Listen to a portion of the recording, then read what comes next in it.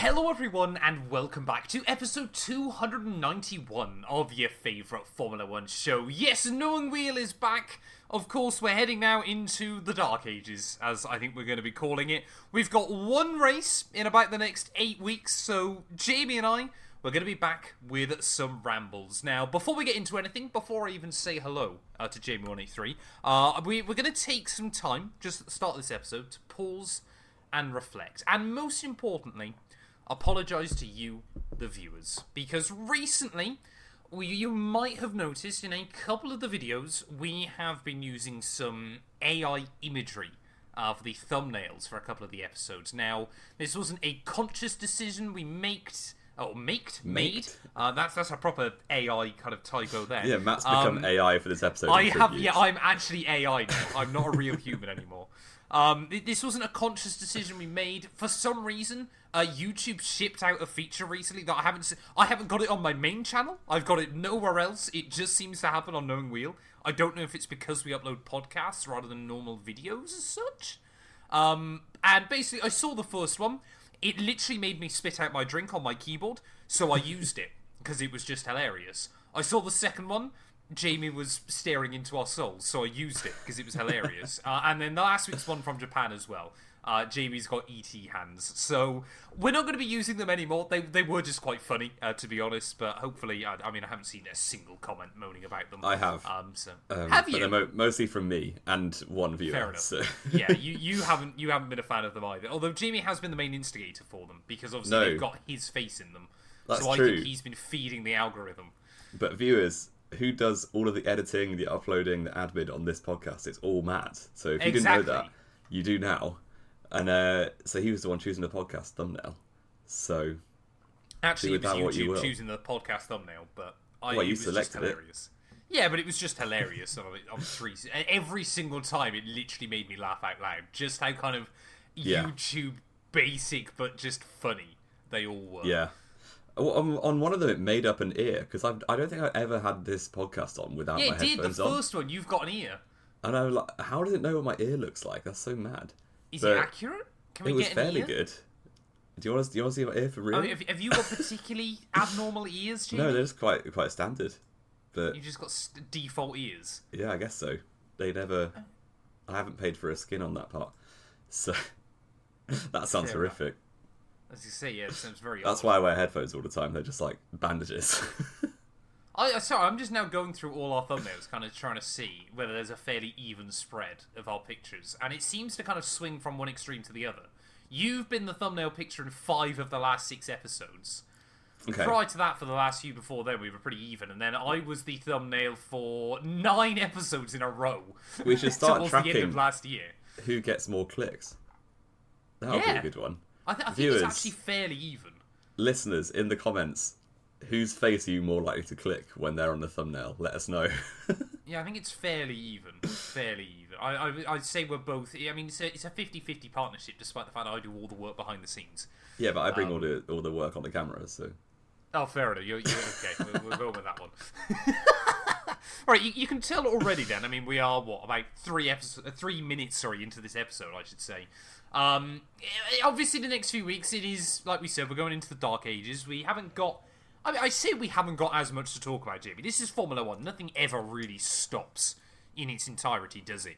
But without any races, it kind of gives us a great opportunity to look back at the opening 3 races of these new regs. It gives the FIA a good opportunity as well to kind of adjust some things, because there are some minor tweaks that might be going in. Of course, we'll talk more about those when they get confirmed. So, what are we doing today, sir? We are talking about 5 losers from the first 3 races of the 2026 season. And we have our 5, and we'll just go through them one by one. Some of them are more obvious than others. But yeah, we will be reflecting on who's had a particularly, not necessarily a poor start on personal performance, but just circumstantially, including when you wrap up the car in the picture as well, just they aren't doing particularly well. I would actually argue that the 5 we've got on our list are probably all in the better half of the field, or at least pretty close. What do you mean in terms of driver performance? In terms of actual driver skill, I think people would probably rank all 5 of these at least certainly in the top 12. within the top 12. Yeah. Yeah. So it is more about obviously drivers that, I mean, like you said, through circumstance or through things out of their control, just are probably in a worse position than they were last year. I think we'll kick it off with the really obvious one then, Jamie, shouldn't we? Obviously, Fernando Alonso. Yes. Yeah, and it's really not going well for Aston Martin, and we knew this would be the case, I think. Going, certainly since testing, we've thought they're in a right state. And lo and behold, they are. And we've been saying for, feels like 3 years that 2026 was Alonso's last chance at success, effectively, whether it's a championship or race wins or whatever. He's been hanging on for this year. And then the mast he's pinned his colours to is not a good one, and the boat is sinking very fast. And it probably is his final year in F1, and it's really kind of going how his first year in F1 went, where he's driving a backmarker team. Or pretty much at the midpoint of his career as well, driving for a Honda as a backmarker. Yeah. Fernando very, Alonso, very just similar. every 10 years, or I guess actually it was just over 10 years for the first gap, wasn't it? He just has to go to the backmarker teams for a little while. Just, enjoy life at the back of the pack. I guess that's the case when you burn all your bridges quite early on in your career. This is the thing, isn't it? When people go, "Oh, Fernando does, he's better. He's the best driver ever. He deserves so many championships." They're going, but he cannot play the political game. He just cannot play the political game at all. And for some reason, people kind of see that as a positive for him, and I've never understood it, because it's not that he, deliberately tries. It's not like a really kind of odd example, like a Jonathan Wheatley back at Red Bull would play the political game great in that battle between Red Bull and Mercedes. I mean, he basically gave Max the title by playing the political game. Fernando Alonso seems to play the political game where it basically only screws over himself.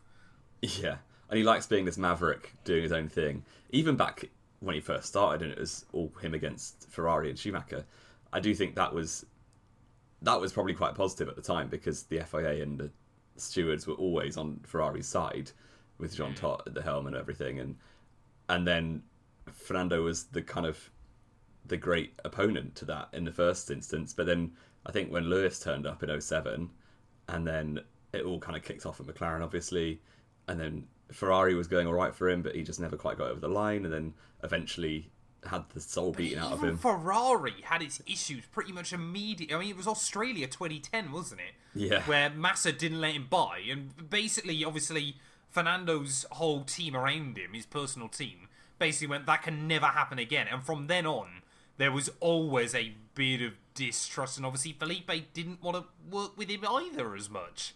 No, yeah. Ironically, those 3 extra points would have won him the title in Australia in 2010. Yeah, they would have, yeah. Yeah, I suppose they were right. Yeah, so, but yeah, this isn't about... We've gone back 16 years immediately, if not more. So, yeah, Fernando this year, obviously, he will probably beat Stroll, but they are just racing against each other, and at the moment... Is that even guaranteed? Well, you get one ridiculous race somewhere where Fernando gets roped into an accident and Stroll finishes 10th? Yeah, maybe. Is he 3-0 up in qualifying at the moment? Yes. He's like 36 up in a row now. Yeah. I saw it Lance Stroll's birthday. Oh, no, it wasn't. I thought I saw something saying happy birthday, Lance Stroll. It was Oscar's birthday yesterday. Ah, maybe that's not what I saw then. I was going to say it's Stroll's birthday, but it wasn't. That's in October. So that's wrong. Happy half birthday, Lance Stroll. Happy 6 months of being 28. Yeah, Fernando definitely a loser. Also can't really finish a race at the moment because the car's vibrating too much, and his old man He hands finished it. in Shanghai. In Suzuka though, didn't he? I'm pretty certain that was the first race that an Aston Martin finished this year. I'm not sure he did. Maybe I'm wrong. You keep chatting. Let me have a look. Yeah. I'm pretty certain. And obviously, this is nothing. Yeah, Fernando Alonso's Alonso skill. 1 lap down. Ah, fair enough. Well, he didn't complete the whole race then. He did 52 out of 53 laps. Yeah, I think it's not looking good, and it's a big shame. I do hope Aston Martin can at least get into the midfield by the middle of the season. This 5-week break may help them out, but I don't see him winning race 33, like everyone in the world thought was going to happen in 2023 at some point. Yeah, and I mean, that was kind of the last peak, wasn't it, for Fernando? Because let's be fair, Aston Martin kind of dropped the ball, but they basically just couldn't keep up with the development of some of the other teams, could they? But I guess the weird thing, of course, with that is obviously McLaren had the same engine and they were able to push to the front. Yeah, so there they was basically no swapped real places. reason. Yeah, Aston Martin couldn't do that in the end. It was, it wasn't like the old excuse of, we're not a factory team, we just can't do it. Because McLaren proved pretty much immediately afterwards that you could, and they did. Yeah. But yeah, for Fernando, once again, it was. We kind of and on about it. We spoke about it a little bit last year as well. I know I said on a couple of occasions with how much just obnoxious spam there was. People go, oh, Fernando's going to win every race this year. The GOAT's back and all this, that, and the other. I was like, it would be kind of hilarious if Aston Martin absolutely fumbled it. And, well, they have, ultimately. And Fernando Alonso and Honda just does not work. No. I don't think he'll be buying a Honda road car anytime soon once he retires. No, I can't imagine so. Should we talk about a driver? I guess he wouldn't want 2026's Honda engine back, but definitely would have one of his old Honda engines back, perhaps. Let's do it. Max Verstappen, definitely on the back foot this year, and of course, I wouldn't say bizarrely, because of course Max is Max at the end of the day, but it seems like most of the headlines we're seeing are about Max, which for a driver that is currently, where is he in the standings? 8th, I believe. Correctly, 9th in the standings behind Pierre Gasly, is kind of. It goes to show you kind of the gravity Max has around him still in the sport. Oh yeah, because I think last year cemented him as the best driver on the grid, and then suddenly the best driver on the grid is the one being most vocal against the new regs, and obviously isn't doing very well in the car. I think he's still doing okay with the machinery he has. He's not operating at the highest level he ever has in his career. I think he's left a few points on the table, not many. But equally, he's not going to be fighting for a world championship this year. So who cares if he finishes 7th or 8th behind Gasly in Japan, for instance? So yeah, it's not going well for Max, and he knows it, and he's been very vocal about it. And it's a big shame, because he is the best driver on the grid in my mind, and in a lot of people's minds. And the fact that the Red Bull is so poor is really a shame for the sport. I think you need the best drivers at the front, and he's not currently at the front. So yeah, it really, really wouldn't surprise me if he takes a year out next year, unless he can land a Mercedes or something like that, which I don't think will happen. No, I think it's going to be fascinating to see kind of what happens with that, isn't it? Whether Mercedes open that door or actually go, we got a good thing going with Kimi and George here, we don't need to risk it with anything like that. I mean, let's talk about a couple of the other bits and pieces there as well, Jamie, that obviously you haven't mentioned. I said this literally as a joke last year. He is 2-1 down to Hadjar. Obviously, one of those, was that obviously, nothing you could do in Australia. Yeah. But Shanghai, he barely outqualified him. Suzuka, Hadjar just outqualified him on pace. It's true. I do think barely outqualifying is a stupid statement, because he did outqualify him. He did outqualify, but my point was, that Suzuka was a bigger margin than Shanghai. And clearly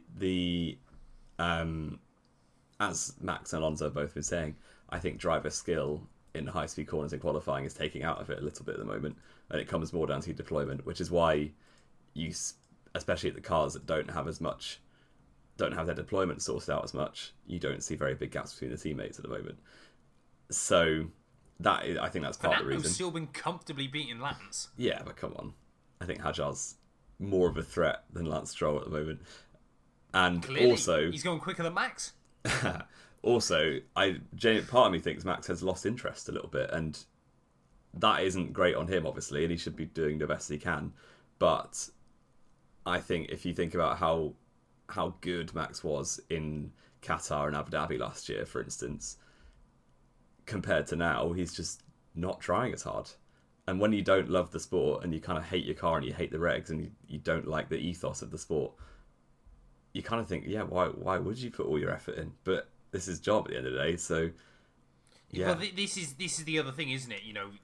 It is one of Max's biggest weaknesses still, I think, is that not in every regard, but in some regards, he is still immature.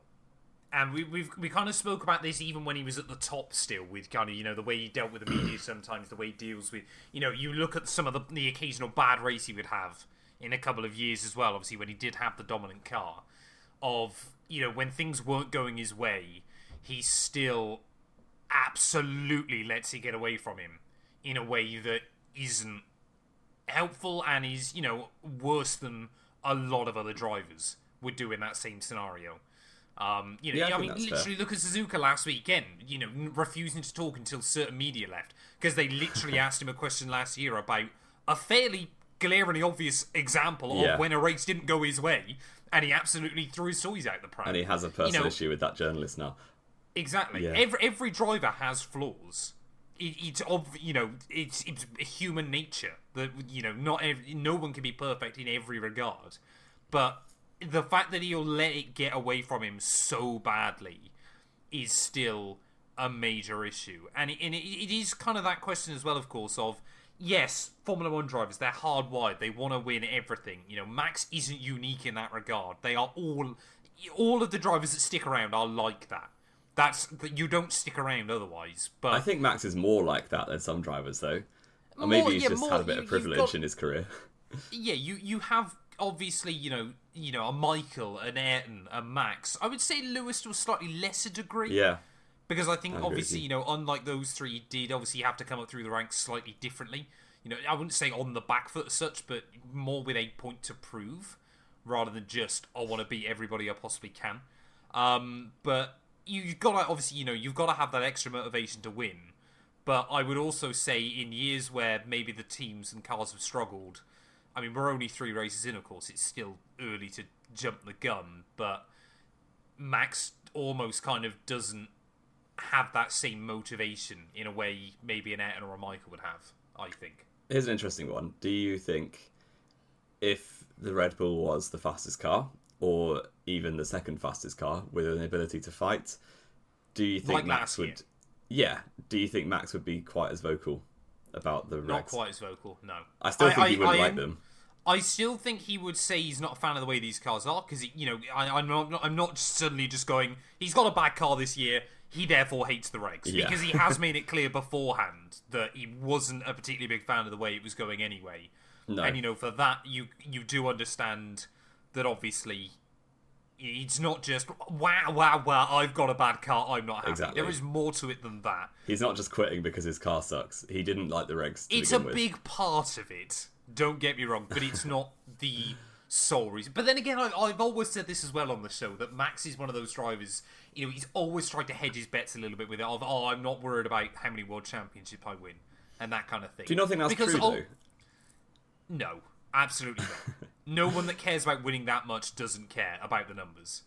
You cannot split those two things out. Maybe not. I'm sorry. I think when he won his first, he was very much like, that's my dream completed, anything else is a bonus kind of thing. I think for every driver it's like that, though, because obviously there is still that element at the end of the day, of course, of to win 7 world championships, yes, you absolutely need to be at the top of your game. Yes, you absolutely need to be one of, if not the best drivers on the grid. Yeah, but it also cannot be argued. You do need to be at the right place at the right time. Yeah, and Lewis, I mean, Schumacher also couldn't have seen the Ferrari arrival coming, but Hamilton moving to Mercedes a year before they make a dominant car was lucky. I don't care how much people say. There was strategy in it as well. Yeah, don't get me wrong, but obviously he was determined to leave McLaren and happened to land on a dominant car. But it is the other side of that as well, of course, isn't it? With drivers like Michael and Lewis, of if you've got a dominant car, your team can have anyone they want. They've still got to believe you are the best driver for the job. You've got to prove to them that you're the guy, which Lewis and Schumacher absolutely did. And I think Max has at Red Bull, but he now needs to either move on and find a new team or hope Red Bull sort their act out. But I just don't think Red Bull will develop that well this season, because it seems more, I guess the engine regs that are changing supposedly for the teams that are weaker at the moment might Well, you're giving more upgrades, aren't you? Yeah. So that's every team but Mercedes, apparently. Mercedes powered teams, is it not? Yes, sir, yeah. So that might help everyone. I mean, the Ferraris, the Red Bulls, who else? That's it in the top 10, really, isn't it? The Haas, I guess. So yeah, we'll see. But Max is absolutely a loser of 2026 so far, and I still think he'll comfortably beat his teammate as he is in the points at the moment. But that's not what he's here for. He's not here to finish 7th, is he? So Ninth, Jamie, ninth. 9th at the moment, yeah. And finished behind Pierre Gasly, which is mad. Hey, the Alpine's faster at the moment, legit. So yeah, it is. So it is mad. Gasly's just operating very well. If we do 5 winners, he'd be in there. So I think I mean, we probably will next week. I was hoping to. That could be another fun episode. One that I think maybe has gone under the radar, which I said to you pre-show, and I don't even think you'd really thought about it particularly, had you, until I brought him up. Reigning world champion Lando Norris. I mean, in some regards, maybe ideal for the fact that it's not like, oh, he's thrown away the chance to win a second world title. He just doesn't have a real chance to win a second world title on the trot. that said, McLaren's pace in Suzuka, certainly Piastri's pace in Suzuka, was much better. It surprised them, though. Yeah, They didn't expect to be that good at Suzuka. yeah, which is weird. But fair play. But Lando, yeah, so far obviously finished 5th in Melbourne, and then Fifth they in had Melbourne. the double DNS in Shanghai, Yep. and he came 5th in, was it 5th in Japan as well? It was 4th or I think 5th, wasn't it? Fifth Lewis again, was wasn't it? sixth. Because George followed Yes. Charles home. So it's really not going his way, and he's 3-0 down in qualifying to Piastri at the moment, which I know 4-0 Piastri. if you include the sprint, I'm pretty I certain. guess so. I guess you can, in the races, he's actually ahead of Piastri quite comfortably, but that's mostly down to the Melbourne where Piastri messed it up himself. I was going to say, in the one race Oscar's actually done, he's beat Lando. Yeah, He's exactly. just getting to the grid has been the problem. Yeah, and you can say that the Melbourne one was his own fault, but the Shanghai one wasn't. And I think Lando is definitely one of the losers of the season because he's reigning world champion. And so far, he's not looked like it. You almost forget he's there. And Yeah. It's probably McLaren the have been worst. completely anomalous. Well, when you predicted him 7th in pre-season, and I mugged you off for it, because no champion has finished outside the top 5 in the following season since Damon Hill in 1997. That may happen. I don't know if he'll finish outside the top 5, but he could. He'll be there or thereabouts, I think, on the Well, current let's be form. fair. You immediately say both Mercs, both Ferraris, and if Oscar beats him, Yeah, P6. And you almost forget, and we said at the time that he'll probably go down in history as one of, like, the regular world champions rather than being one of the great world champions. And it's already looking like that's the case. And if Piastri, I mean, I put Piastri ahead of Lando in pre-season, and everyone said you're an idiot. I know that Lando is currently ahead of Oscar in the points, but on current trajectory, maybe it won't be for long. no. And I mean, it's the bizarre thing as well, isn't it? Of course, I'm trying to think of the last. I guess obviously it would have been 16 into 17. Obviously after Rosberg won the championship and wasn't there. But normally, when you've got the number 1 on your car, it instills fear in the other drivers around you. It's like, oh, the reigning world champion. It feels like we're not even really talking about him. No. It's like Norris hasn't changed since 2 years ago even, or at the start of last season. Yeah, it feels like his stock hasn't really increased or anything. And And I think- immediately, I mean, I remember one of the big talks as well heading into this season was that, these new cars, the ground effect cars really suited Oscar, and Lando was still able to wrap up a championship from him. I don't really know how they'd kind of come to that conclusion. No, I don't know. But either. I think what we're seeing again, of course, is that Oscar Piastri, he's what in now? This is his 4th season in the sport. Of course, yes, it is still very early. He has only done one race. We could eat our words here. But we are still seeing a driver that is continuing to develop at a more aggressive rate. Yes. And I mean, we said this last year. Oscar Piastri and Lando Norris are very evenly matched. That could still change in Oscar's favour. Yeah. They're very evenly matched, and Oscar's earlier in his career with higher ceiling. So, based on that, you'd think, yeah, this probably is going to swing Oscar's way in the long term. And maybe that's what's happening. And to be honest, it hasn't felt like Lando's changed that much in the last 2 years, probably. I guess that breakthrough win in Miami, I'd say since then, has he developed that much? And that was 2 years ago nearly. He's had those great races where he's strung it together, and you're like, yeah, fair play. I mean, we said this after, I think it was Mexico last year, didn't we? Yeah, that was a we good, won by very like good half race a for him. minute. obviously, but again, there's always that element of, the car was working very well for him. But he's exactly like you said earlier on, one of those drivers that deserves a championship. Is he going to win 3? I can't see it. Is he going to win 5? No. Exactly. And he's in the ilk of Jacques Villeneuve, Damon Hill, rather than your Michael Schumachers and your Lewis Hamiltons, your Max Verstappen, Sebastian Vettel. So, yeah, it is kind of what it is in a way with Lando. And the World Championship hotline has not continued to ring. Oh gosh, it's gone blank. Yeah, the line's been cut. Yeah. Who's next? Who do you want to talk about next, Jamie? What should we go with? I would go Albon. He's next on the list. Okay, fair enough. Go on then. This is a weird one. This is a very weird one, because did you hear some of the radio messages in Suzuka where Albon went out in Q1 and then was like, he's basically losing it on the straights to Sainz. Like, all of his gap is on the straights. And he's like, but yes, it's a driver issue and stuff like this. And he's just being really sarcastic with it. And I think it's probably to do with his style of driving. I think he quite likes to, like, not V the corner. He likes to U the corner, if you get what I mean. Miss the apex, take a lot of speed out of it. Yeah. Quite like what Lewis Hamilton did in early stages of his career.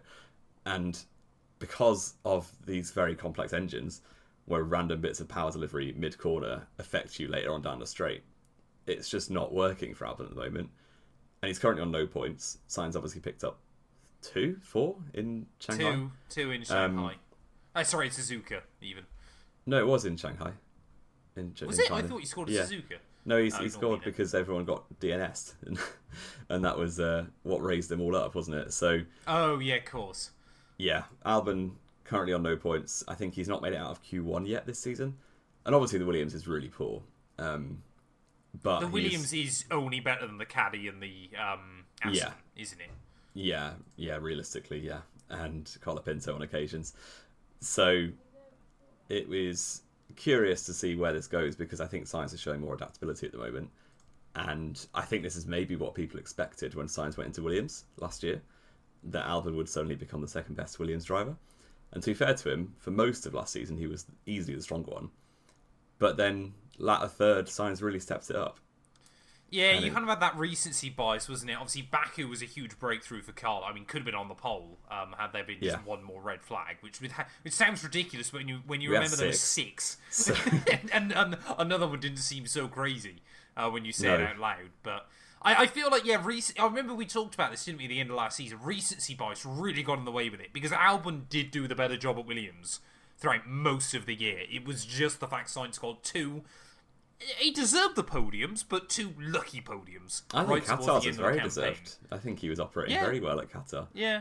But obviously now it's an equal playing field coming into this season. Obviously, they both have the same amount of practice in this car, kind of with this era of regulations, everything like that. Albon, whether it's a problem with his driving style, whether it's been an issue with his engine or something else on his car that obviously hasn't affected Sainz, only time will tell. But he cannot let this slip away from him, otherwise he's going to end up in the exact same position he did with Max down at Red Bull, and he's going to end up without a drive. Yeah, no, I would agree with that. Which would be incredibly undeserving, because as we literally, I don't know if we said at the start of the show or pre-show, I'd still rank him at least at half distance, or kind of 10th through 12th of the drivers on the current grid. Yeah, exactly. And that's, I guess, the problem is that all of these drivers we expect better from.